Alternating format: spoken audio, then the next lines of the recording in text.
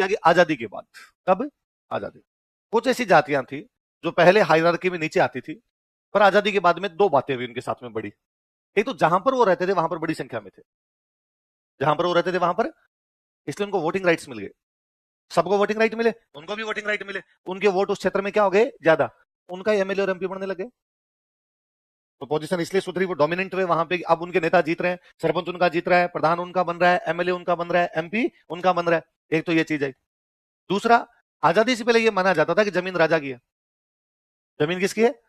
फिर कहा गया नहीं, जमीन उसके जो जमीन को जोतता है। इतने साल तक जमीन को वही जोता था, तो उसको जमीन के राइट्स मिल गए। पॉलिटिकल पावर आ गई, इकोनॉमिक पावर आ गई, दोनों चीजें आ गई। तो उस पूरे क्षेत्र के अंदर वो जाति मुख्य हो गई। उन जातियों को क्या कहा गया? वे जातियां जिनके आजादी के बाद वोटिंग राइट्स की वजह से पॉलिटिकल पावर आई, तथा भूमि सुधार, लैंड रिफॉर्म जब किए गए तो उनके पास में जमीन चली गई, तो उनके पास कैसी पावर आ गई? इकोनॉमिक पावर आ गई। उन जातियों को क्या कहा गया? सिंपल मैं उदाहरण बताता हूं। महाराष्ट्र में मराठे, मराठा जिनको है ना, मराठा कहते हैं। और सिंपल कर दो, आप समझो, यूपी बिहार में यादव की कृषि कौम थी। कृषि के हिसाब से तो उस तीसरे नंबर पर आनी चाहिए, पर आज तो आप उनके अलावा बात इधर से उधर नहीं घूम रही। यूपी के अंदर चुनाव होते हैं, सारी की सारी यही है। क्यों? क्योंकि एक बड़ी जनसंख्या है, बड़ी जनसंख्या इसका, इसलिए उनके पास पॉलिटिकल पावर है। बाकायदा पार्टी है। बिहार के अंदर उनकी अलग से पार्टी, लालू जी वाली पार्टी है, राजद।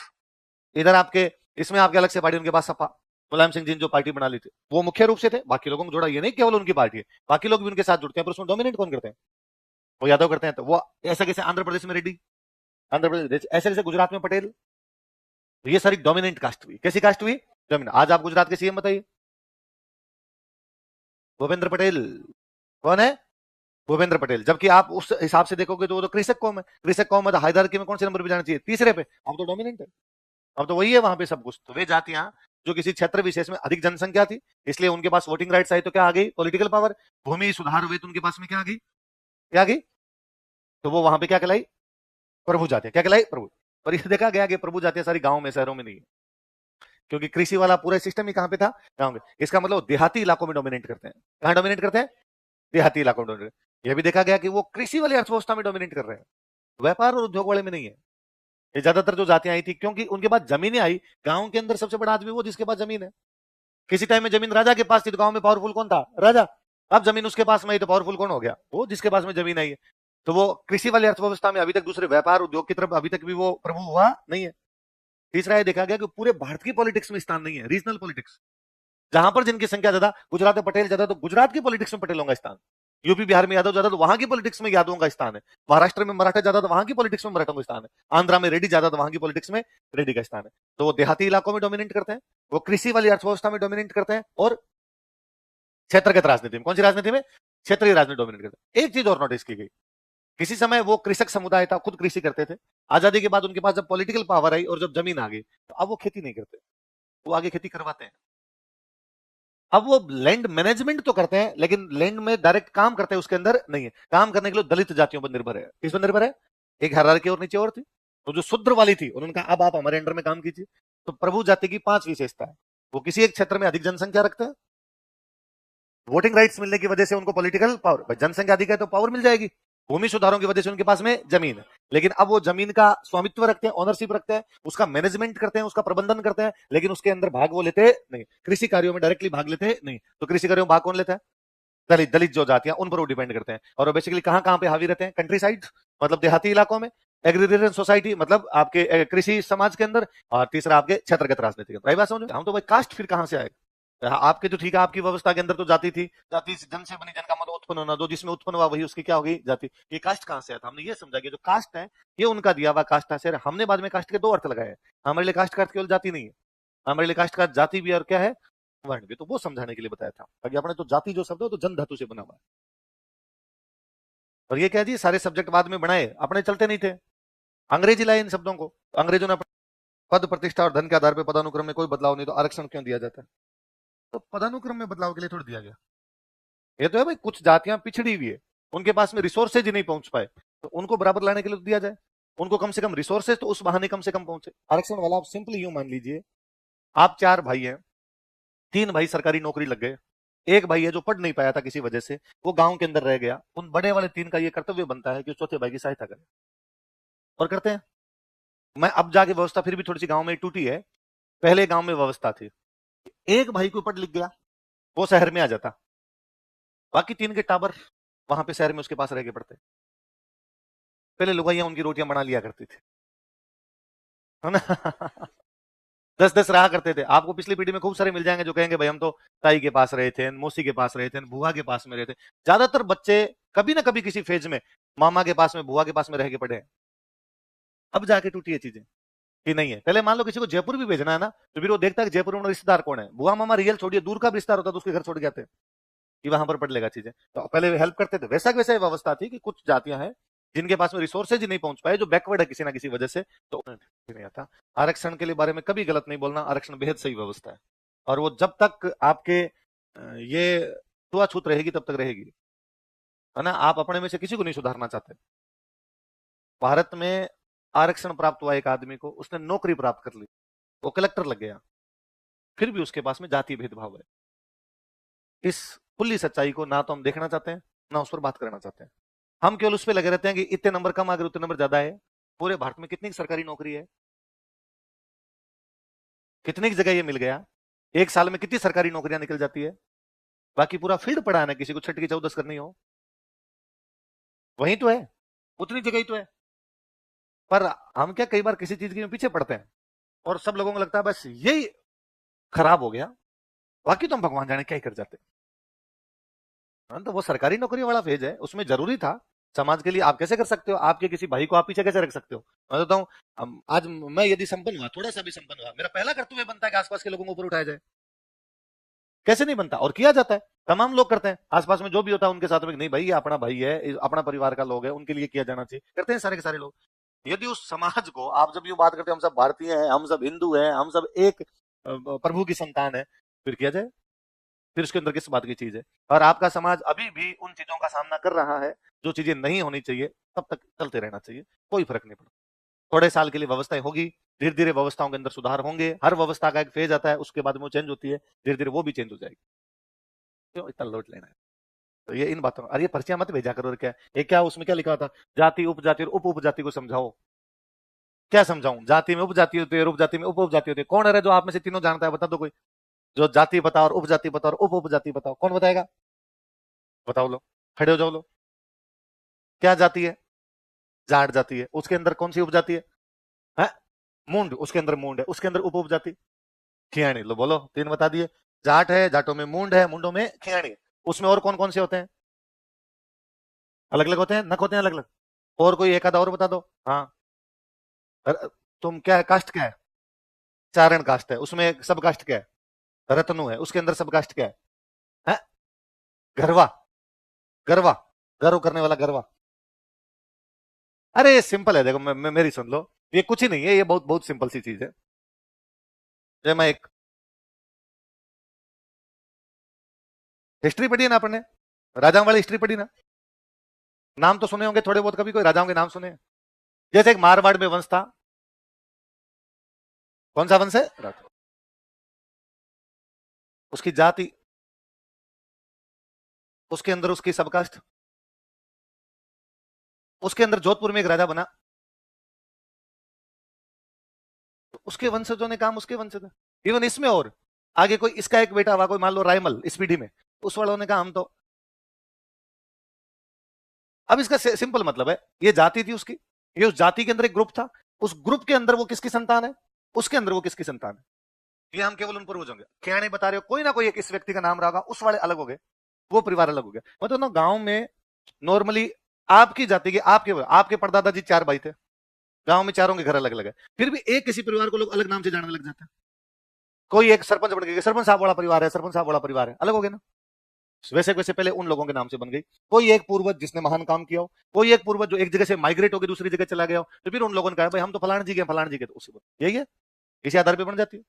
जाति है, जाति के अंदर उपजाति, उपजाति में उप। अरे अपने तो इससे नीचे और है, ये तो मैंने 3 ही बताए हैं, 4 तो इसमें आ गए थे पिछले वाले उदाहरण में, है ना। इससे नीचे और होते हैं, सिंपल है। वो परिवार आगे फिर बाइफरकेट होगा। मैंने लास्ट में लिखा है रायमल के जो वंशज वो क्या कहलवाए, रैम। अब हो सकता है वो जो रायमलोत वाला परिवार चल रहा था, उसके अंदर आगे चल के कोई जयमल और हुआ, वो कोई तकड़ा हुआ, उन्होंने कहा बाकी वाले रायमलोतों से कोई लेना देना नहीं, हम जयमलोत है। इन वाले थे शक्तिशाली नहीं थे, हम शक्तिशाली थे। उनमें फिर कोई एक, कोई मान लो और शक्तिशाली हुआ, और एक किसी का नाम और का जेतमाल है किसी का, तो उन्होंने कहा ये बाकी वाले जयमलोत नहीं रहे, हम अलग है, तो 10-10 कर लो भले। क्या उप जाती है? उप उप उप उप उप उप उप उप जितना लेके जाना उतना लेके जाओ ना। तो इसके अंदर तो अपने को स्थायी नहीं है। अपने तक आते आते ये चीजें अपने को याद नहीं है। पहले वाले जो दादाजी वाली पीढ़ी थी उनको चीजें आती। मैं 5वीं तक पढ़ता था तो मेरे को मेरी 26 पीढ़ियां याद थी, मेरे से लेके ऊपर 26। मैं पापा, दादाजी, परदादाजी, सरदादाजी, सरदादाजी, खड़ खड़ खड़ खड़ खड़ ऊपर। अब याद नहीं, अभी भी है मेरे को 14-15 तक मैं अभी भी चला जाता हूँ, बीच में एक आधा व्यवधान आए, पर 26 तक भी पहुंच जाता हूँ मैं, एग्जैक्टली वहीं तक ही पहुंच जाता हूँ मैं। तो मैं एक बार बीच में 2010 का जब मैं तैयारी करने लग गया था, मैं एक बार दादाजी के पास बैठा तो मैंने उनको कहा, एक मैंने बीच में कोई एक मेरे मिस हो रही थी, 14वीं 15वीं को इधर उधर जा रही थी, तो मैंने पूछा कि वो 14वीं पर अपने फलान जी थे, वो फिर वहां से वहां चले गए और उसके बाद जो हुई थी उनका क्या नाम था? तो उन्होंने बड़ी आंखें निकालते हुए, अरे तेरे को याद ही नहीं, मैंने तेरे को याद करवाई थी, 26 की 26 याद करवाई, तेरे को याद कैसे नहीं? हालांकि मैंने उनको कहा कि सॉरी नहीं याद रही, पर मैंने मन ही मन सोचा कि पहले मैं केवल खुद की 26 याद करता था, आजकल तो मैं गोहिलों की भी मैं ही रखता हूँ, है ना। चौहानों की भी मैं ही रखता हूँ। वो गवर्नर जनरल और याद करने पड़ते हैं, चोलों की भी याद है मेरे को, चालुक्य और पल्लवों की भी याद कर रखी है। अब दिमाग में चीजें ज्यादा है, उस पीढ़ी के लोगों के दिमाग में तो चीजें थी नहीं, उनकी एक बेसिक बेसिक चीजें थी, उतनी उनको पढ़नी पड़ती। इवन आप क्या मानोगे, दादाजी की पीढ़ी के तमाम लोगों को ये तक पता है कि हमारे गांव की किस परिवार की किस बेटी की शादी कौन से गांव में कौन से परिवार में हो रखी। आपकी जाति नहीं, आपका परिवार नहीं, हर जाति। मतलब आप, मैं अभी भी जैसे मैं बीकानेर पढ़ने के लिए आया जब, या आज जयपुर पढ़ने के लिए आ गया, दादाजी कई बार मेरे पास यहाँ आए हुए रहते हैं, कभी मैं बीकानेर था तो बीकानेर घर पे आए हुए, और मेरा कोई लोकल बीकानेर का दोस्त आ जाता, मैं इंट्रोडक्शन करवाता हूँ उनको, ये मेरा दोस्त है, फलाने गांव का है, इसके पापा का नाम ये है, ये है। वो फटाफट, अब वो दोस्त किसी भी जाति का हो, किसी भी धर्म को फॉलो कर, उस गांव में तुम्हारे फलाना जी की भाई देड़ी है, वो नहीं जान रहा होता। वो कहता हाँ वो तो दूसरे परिवार होंगे, दूसरी जात में, हमारे नहीं अलग। हाँ है तो अलग, पर वो जांटी की तरफ उनका घर, उनके घर और पता होते, कभी गए होंगे वो किसी दौर के अंदर उस साइड में, वो जांटी कट गई तुम्हारी टाइम वाली, अब जांटी नहीं है, जांटी समझ गए, खेजड़ी खेजड़ी। तो उन लोगों का जीवन यही था कि किस में क्या है, किस में क्या है, किस में क्या बताया जाए। और फिर जोली लाल भी मूवी नहीं देखी है क्या? जोली लाल भी नहीं देखी यार? अरे यार जोली लाल भी तो पक्की देखना। तो उसमें एक आतंकवादी होता है कश्मीर का, और वो सन्यासी बन जाता है, वो तो रील्स चलती रहती है, आप रील्स पे देख लोगे। अक्षय कुमार वकील है, उसका वो इंटरोगेशन करता है कोर्ट रूम के अंदर, तो वो कहता है कि भाई मैं, उसका नाम को मकबूल भट्टा जैसा नाम है, और वो कहता नाम, मैं तो आप तो ब्राह्मण हूँ, तिलक विलक निकाल हुए, तो आप ब्राह्मण हो तो बताइए आप कौन से ब्राह्मण हो? फिर वो कहता अग्निहोत्री, अग्निहोत्री में कौन से, वो फिर कोई आगे बताता उसमें कौन से, फिर वो बताता है किसमें कौन से, या अल्लाह आगे भी होता है क्या? आगे भी इनके पता नहीं कहां कहां तक जाएंगे भाई साहब। ये सिंपल सी थियरी है जी। तो बहुत सिंपल, हमेशा एक उदाहरण बताता हूँ, और मैं मेरे आसपास वालों को कहता रहता हूँ कि गांव में एक पीढ़ी पहले तक ये था कि हेयर कट, है ना, कोई गांव के एक व्यक्ति है, नई जाति के व्यक्ति है, वो हेयर कट करके जाएंगे, और साल में जब बाजरा निकालते तब उनको बाजरा दिया कर, उनको डेली के वो रुपए नहीं मिलते, वो जब भी आवश्यकता पड़ती तब हाँ भाई हेयर कट करनी है, और सब घर वालों के एक साथ ही कर जाते। इतना भी नहीं था, सब टावरों को लाइन में बिठाया, खच खच खच खच, है ना। वो कई बार तो वो बकरी के बाल काटने वाली कैंची होती थी गर्मी में, तो सब टावरों के रोड ऐसी चमका के जाया करते थे, पर उनको उसके एक्स्ट्रा रुपए नहीं मिलते। दादाजी को सेविंग करवानी है तो उनको कहते हैं उनके पास चले जाते हैं, उनको बुला लेते हैं, उसे वो कर जाते हैं, या उनकी दुकान होती वहां चले जाते, पर आपको रुपए नहीं देने उसको। जब आपकी बाजरी निकलेगी तब उनको बाजरी दे देना, दिया करते हम। उस हिसाब से वो भी था कि हाँ इतनी बाजरी दे दी, गांव में काम भी चल रहा था, वो हो रहे होंगे। पर आज जब मैं देखता हूँ ना कि शहरों में उसी हेयर कट के बहुत ज्यादा रुपए लगते हैं, तो मुझे लगता है यार इतने वर्षों तक उनको उतने रुपए दिए ही नहीं जितना काम करवाया गया, तो उनको अपनी सेवाओं का कभी भी उचित प्रतिफल प्राप्त है। तो मेरे उस समाज के जितने भी कोई आसपास के दोस्त हैं, मैं उनको हंसता हूँ कि जब तक इस कार्य में पैसे नहीं थे तब तक आप लोगों ने किया, जब इसमें पैसे आने शुरू हुए तब आपने छोड़ दिया। आप जयपुर के किसी भी सैलून के अंदर चले जाइए, उसके अंदर आपको 90% नाई नहीं मिलेंगे। तो जो हेयर कट करने वाले हो किसी भी दूसरी जाति के हो सकते हैं, अलग अलग जातियों के लोग हैं, नाई नहीं है उनमें। धीरे धीरे लोगों को समझ में आ रहा है इस काम में गजब पैसा है, शहर के अंदर करने पे। उनका लो साहब अपने से अलग अलग से किया जाना चाहिए। मैं मालीनगर रहता था, तब मैं एक सैलून में जाता था, तो मेरे एक दिन ये पता नहीं क्यों बेटे बेटे दिमाग में ही, मैं अक्सर जाता था उस सैलून के अंदर, और वो थोड़ा सा उस साइड में मालीनगर में, तो वो नया नया खुला था, थोड़ा यूं अलग सा था, डंका सा था, थोड़ा महंगा था वो। मैं उसमें गया, रिसेप्शन पर एक लड़की बैठी थी, आजकल रिसेप्शन वाला वो और हो गया पूरा सिस्टम। मैंने उसको जाकर मुझे हेयर कट करवाना, वो मुझे जानती थी सकल, उसने कहा हाँ सर आपकी हेयर कट वो कर देगा, वो थोड़ी देर में फ्री हो जाता, किसी लड़के का नाम लिया।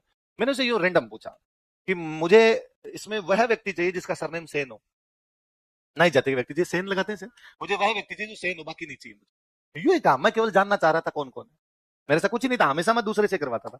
पहले तो वो मेरा क्वेश्चन नहीं समझी कि मैं कहना क्या चाहता हूँ उसको, तो सर मैं समझी नहीं, अभी वो फ्री हो जाएगा तो कर देगा, हमेशा हम करवाते हो, मैं हमेशा करवाता हूँ, आज चेंज है, तू तो मुझे ये बता।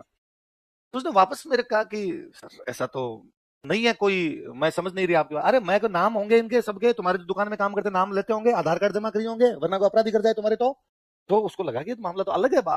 उसने कहा हाँ सर इनके नाम दो, नाम बता, तो नाम बताया, एक बंदे के नाम क्या सेन लगाता हूँ, इससे करवानी। सर ये तो अभी बिजी है, अपने तो खुद ही फ्री है। ये बिजी है, मैं तो फ्री हूँ, क्या हो जाएगा फ्री, कोई दिक्कत नहीं है। मैं बैठा रहा, 15-20 मिनट बाद वो बंदा फ्री हुआ, उसको बुलाया गया, उसने कहा सर आपने मेरा नाम जो है, मैं वहां हेलो, मैं गया तो उस बंदे की बड़ी क्यूरियोसिटी थी, उसने मेरे को पूछा कि आप मुझे जानते हैं, मुन्ना, क्यों? आपने क्यों क्यों किया ऐसा, ये मेरा क्यों? मैं यार, मैं ये पता लगाना चाह रहा था, आप ऐसे कैसे पूछा किसी के क्या जाते हैं, ये तो बड़ा अजीब लग जाता है ना यार। तो मुझे लगा यार, मैं देखना चाह रहा था कितने लोग किसमें है, समाज शास्त्र का रिसर्च ही था मेरा, और कुछ ही नहीं था। तो वो यूं बातें लग गया, वो उसको अच्छा लगा, उसने कहा हाँ सर, हाँ और मैं कर दे सर, कैसे करूँ, हाँ, कर दे, और बाल काटते काटते तो कैसे। फिर मैंने उससे पूछा कि यहाँ पे क्यों है कम लोग, क्यों है दूसरे लोग क्यों है ज्यादा, तो उसने कहा सर आजकल कोर्स होते हैं, तो कोई भी कोर्स कर सकता है, हेयर कट का कोर्स है, डिप्लोमा है बाकायदा, जो सीख गया वो अच्छी करता है, कोई दिक्कत नहीं सर, अलग अलग जातियों के लोग हैं। तो मैं भाई तुम्हारे समाज के कम क्यों है, तो यार हमारे समाज वालों ने ज्यादातर तो काम छोड़ दिया, वो दूसरा काम करने लगे, और करते भी तो उन्होंने कोर्स वगैरह नहीं कर रखे। मैंने उससे पूछा कि ये कोर्स तुमने कहाँ से किया, और ये मैं जानता था कि वहां जितने भी लड़के बाकी हेयर कट करते हैं, तो ये बड़े बड़े सैलूनों में ये है, मेरा पिछले कई सालों का इन पे एक्सपीरियंस है कि वो हेयर कट करते समय आपको पक्का प्रोडक्ट बेचने की कोशिश करेंगे, वो सारे सेल्समैन है, वो पक्का आपको कहेंगे कि सर बाल तो उड़ रहे हैं आपके, यहाँ से तो बहुत कम हो गए, आप शैम्पू नहीं लगाते क्या? और आप कहते हो कि नहीं लगाता है, आप कहते हो लगाता हूं, तो वो कहेगा आप जो लगाते हो फर्जी है, ये बड़ा लीजिए ज्यादा अच्छा है। तो मैं ये सब जानता था, तो मैं उनसे कई बार पूछता था, वो दूसरे होते यार तेरे क्या पता कि ये शैम्पू काम नहीं करेगा, ये करेगा, सर कोर्स है, हमें कोर्स में बताया गया किस प्रकार के बालों के लिए कौन सी शैम्पू होती है, आपके बाल जो मैं देख रहा हूँ एक्जैक्टली इसके लिए यही शैम्पू काम करेगा। तो मैं यार तू एमबीए कोर्स करके आया है ना, ये चीजें बेचने वाला कोर्स है, हेयर कट का नहीं करके आया। तो मैंने उससे पूछा, जो उस दिन मेरी कर रहा था, मैं कहा भाई तुमने कहाँ से कोर्स किया? उसने कहा सही से बता दो, शिकायत नहीं करूंगा, कहीं से नहीं। तो कैसे? मैं कहा मैं, मेरे पिताजी की दुकान है सर सांगानेर में, कई सालों से, वो छोटी दुकान है, मैं जानता था सर, 10th करने के बाद ही चला गया था, मुझे बहुत अच्छी आती है। इनको आके मैंने दिखा दिया कोई डिप्लोमा, ये है आती है, कटिंग करवाई, मेरे को बहुत अच्छी आती है, रेडी है मामला। सही है। अब वो उसने हेयर कट कर दिया, अब उसने, मैंने कहा यार बीएड और करनी, तो उसने कहा सर नहीं, मैं केवल हेयर कट के लिए हूँ, बीएड नहीं कर सकता यार, बीएड के लिए अलग है, क्योंकि जब कोर्स होगा ना सबके बांटे जाएंगे, इसकी ये सोशियोलॉजी पढ़ाएगा, इकोनॉमी पढ़ाएगा, ये फिलोसफी पढ़ाएगा, ये अलग अलग है, जिस दिन आपके कोर्स होंगे उस दिन बांटे जाएंगे आपके, तो बीएड वाला अलग है, आपके हेयर कट करने वाला अलग है। तो मैंने कहा तेरे को आती है ना बीएड? नहीं आती, तुम कर दें तो यार, रेजर ही तो फेरना है, क्या करना है इसके अंदर? तो उसने कहा सर फिर भी आप परमिशन लीजिए। मैं गया वापस लड़की के पास, मेरे को बीएड करनी, उसने कहा वापस बैठिए, नया बंदा है मुन्ना, यही करेगा। नहीं सर ये हमारे एक्सपर्ट नहीं आ रहा, जोरदार है, बाल क्या काटे हैं, आज से पहले तुम्हारे बाल नहीं काटे गए। मैं चारों तरफ कांच ही कांच होते हैं उस दुकान में, अपने दो चार बजे क्या क्या लगा रहे, और यही करेगा अपने तो। वो बंदा मेरे से बड़ा राजी रहता, मैं उससे खूब बाद में सवाल पूछता, बातें करता उससे, यार कितने लोग हैं, क्या है यहाँ पे, राजस्थान के तो है नहीं, यूपी के लोग हैं। उन ज्यादातर सैलून में मैं नोटिस किया कि राजस्थानी नहीं है, जाति छोड़िए आप, राजस्थान नहीं यूपी के। उन्होंने कहा हाँ सर, इन लोगों ने कोर्स किए, ये सारे आ गए यहाँ पर, ये खूब सारे लोग यहाँ पर काम करते हैं, इसका मतलब सीनेरियो चेंज हो गया। जबकि कोई टाइम में जब तक जजमानी व्यवस्था थी, उसी व्यवस्था के लोग वही काम कर रहे थे, और जब तक वो काम कर रहे थे उनको उतने रुपए कभी नहीं मिले, उस बराबर रुपए कभी नहीं मिले जितने का वो काम करके जाते थे। आजकल वो महंगे महंगे सैलूनों में काम करते हैं, उनकी खूब अच्छी अच्छी सैलरी है। आप इवन है ना सैलून के मालिक चेक कीजिए, है ही नहीं आपको नई जाति के लोग, तमाम आपके जयपुर के सैलून के जो मालिक मिलेंगे सिंधी और अरोड़ा मिलेंगे। पैसे लगाए, एक बंदे को पैसे लगाने थे एक बड़ा सैलून खड़ा करने के लिए, इनको को 60-70 लाख रुपए आराम से चाहिए होते हैं, जिसके पास थे उसने लगाए, फिर उसने लड़के रख लिया, वो शाम को आगे गले से रुपए लेके जाता है। व्यवस्था बदल गई, जब तक वो व्यवस्था थी, वो व्यवस्था हमने क्यों बनाई थी? सामाजिक निकटता के लिए। अच्छी बात तो ये थी कि सब एक दूसरे को डिपेंड करेंगे तो हर दूसरे की जरूरत पड़ेगी, कोई भी ये नहीं कह सकता इसकी मुझे आवश्यकता नहीं। तो मैं कभी वाद्य यंत्र पढ़ाता हूँ, तो सिंपल सा एग्जांपल देता हूँ, एक वाद्य यंत्र है बांकिया, बांकिया सरगड़ा बजाते हैं, कौन बजाते हैं? सरगड़ा, शुभ कामों में बजता है बांकिया। मेरे एक मेवाड़ के मित्र, मेरे रूममेट रहे, वो हमेशा कहते हैं कि हमारे गांव में एक सरगड़ा परिवार है, वो बांकिया बजाने का काम करता है, हर शुभ अवसर में बांकिया बजाता है, हम उनको जो भी रुपए होते हैं वो देते हैं। एक बार गांव में किसी एक व्यक्ति से उनकी लड़ाई हुई, पंचायत बैठी, पंचायत के अंदर उनका पक्ष नहीं लिया गया, सामने वाले व्यक्ति का पक्ष ले लिया गया पंचायती करने वालों ने, जबकि उनकी जो सरगड़ा परिवार था वो सही था, दूसरे वाला परिवार सही नहीं रहा होगा। उन्होंने बॉयकॉट किया कि हम आज के बाद किसी का भी गांव में बांकिया नहीं बजाएंगे। हमारे पूरे गांव ने जाके उनसे कहा कि प्लीज ऐसे मत करो, शुभ अवसर पर पूरी बांकिया कौन बजाएगा, उनको राजी करके लाना पड़ा। उनका जो भी कोई रह गया था भाई, जो भी उन पे लगाया गया वो सब चीजें हटाई गई उनके ऊपर। इसका मतलब सामाजिक नहीं करता है, आप एक दूसरे को जोड़ते हो। और इसकी दो खामियां, एक खामी यह है कि इसके अंदर ब्राह्मण कभी भी जजमान सॉरी सेवक है नहीं माने, और हमेशा क्या बन रहे जजमान। एक जो सेवक होते थे वो जो सेवाएं देते थे उसके बदले में उनको उचित मूल्य प्राप्त। क्षत्रिय, क्षत्रिय कहां से होते हैं? आज भी ना गांव में लड़ाई हो ना कोई, तो भी कहते हैं, या हिंदी में पढ़ते, तुम्हारी भुजाओं में ताकत है तो बाहर आओ। है गांव में कहते हैं भूखे हम जोर है जोर है तो बाहर आके लड़ाई कर ले। इसका मतलब उसका काम क्या है? रक्षा। उधर पेट मान लो, आप पेट से मान लो, तो पेट का काम खाना, खाने की चीजें किसमें? खेती, इसलिए खेती काम वैश्यों को दिया गया। पैर जो है ऊपर वाली पूरी बॉडी को लेके चल रहे हैं, तो पैर क्या कर रहे हैं? पेट, आपकी भुजाएं, आपका पूरा शरीर लेके चल रहे हैं। तो नेस्फिल्ड इसका एक उदाहरण देता है, वो कहता है कि शुरुआत में कोई भी मंत्र बोल सकता था, और हम ऋग्वेदिक काल के अंदर पढ़ते हैं कि गृह स्वामी यज्ञ कर सकता है। कौन है गृह स्वामी? का मतलब क्या हुआ? घर का मालिक। मैं मेरे घर का मालिक हूं, यज्ञ कर लूं? लेकिन धीरे धीरे यज्ञ जटिल हो गए।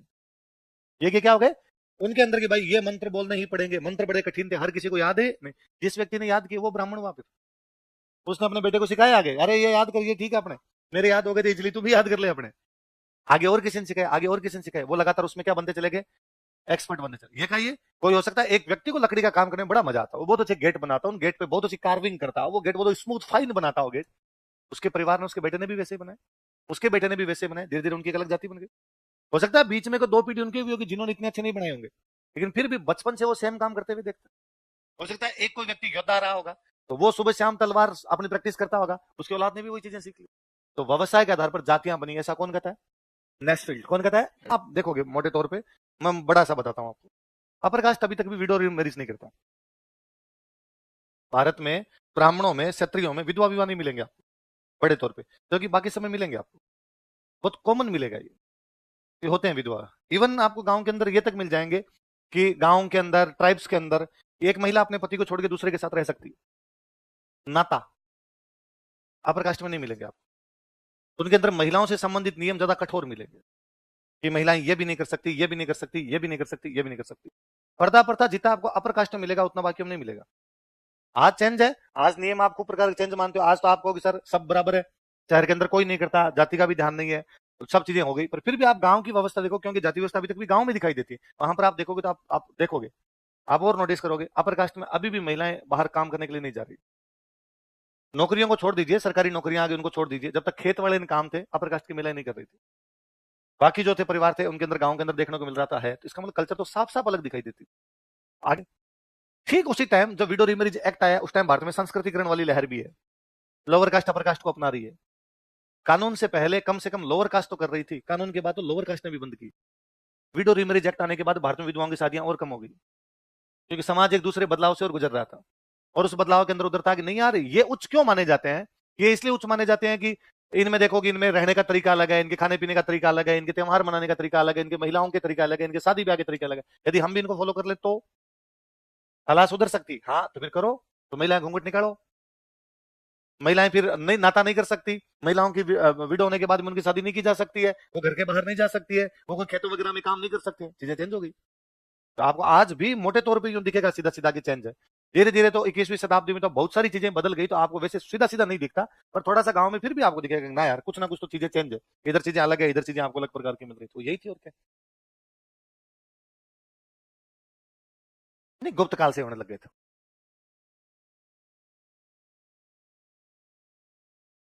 थी उनके अंदर भी था, मतलब आप पर्दे पर्दे मतलब यूं क्यों मानोगे आज की तरह एकदम पूरा घूंघट खींच के जाए ऐसा नहीं, पर पुरुषों के बीच में नहीं आ सकती, ये भी तो है ना भाई। पर्दे का मतलब क्या है कि उतना मेल जोल, आप काम करने के लिए नहीं जा सकते, जहां पर पुरुष काम करते हैं वहां पर नहीं जा सकते, ये भी तो है। तो पर्दे का मतलब क्या समझा जाए, पर्दे का मतलब ये थोड़ी है कि चारों तरफ घूंघटा खींच के बैठी रहे, पुरुषों के साथ नहीं काम कर सकती, नहीं था पुरुषों के साथ काम करने वाला बहुत सारी चीजों के अंदर देखने को मिलता था। हम यूं एग्जाम्पल बाकायदा गुप्त काल जब पढ़ते तब है कि शकुंतला दुष्यंत से मिलने के लिए गए तब उसने अवगुंठन कर रखा था, वो एक व्यक्ति से मिलने जा रही है तभी उसके पर्दा है, तो संस्कृत साहित्य में उस प्रकार की चीजें मिलती है आपको। हाँ हम बहुत पीछे जाते तब हम ये भी कहते हैं कि महिलाएं हमारे सभा में भी भाग लेती थी, महिलाएं समितियों में भी भाग लेती थी, महिलाएं पढ़ा भी करती थी, पर धीरे धीरे धीरे धीरे व्यवस्था में बदलाव हुए होंगे, उसके बाद आए होंगे, आर्यों ने आते ही नहीं किया होगा, धीरे धीरे उन्होंने इस प्रकार की चीजें की होगी।